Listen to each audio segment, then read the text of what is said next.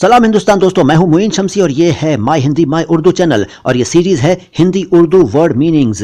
Episode number 3 है इसका और इसमें आपको बताऊंगा मैं आब से बनने वाले कुछ और अल्फाज, कुछ और शब्द। देखिए, एक शब्द, एक लफ्ज है आबशार। आबशार का मतलब होता है झरना और हिंदी में इसको प्रपात भी कह सकते हैं।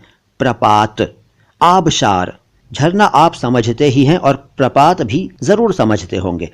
तो आबशार, आबशार के बाद आबो हवा।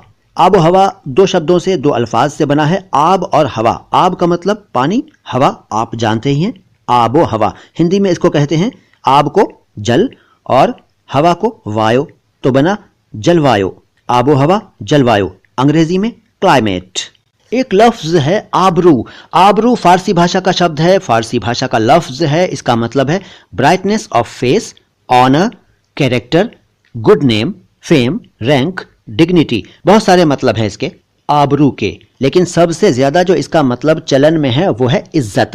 एक दूसरा लफ्ज देखिए आपा। आपा हिंदी में भी चलता है और उर्दू में भी चलता है। हिंदी में ये सेल्फ के लिए इस्तेमाल होता है आपा। अपना आपा खो बैठे, अपना आपा मत खो। जब कोई गुस्से में आता है तो कहते हैं कि आपा खो बैठा।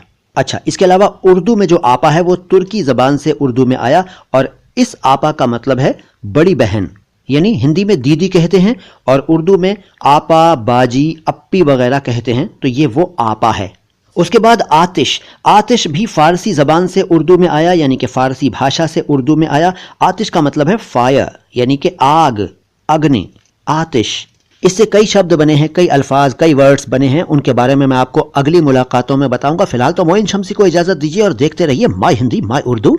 सलाम हिंदुस्तान।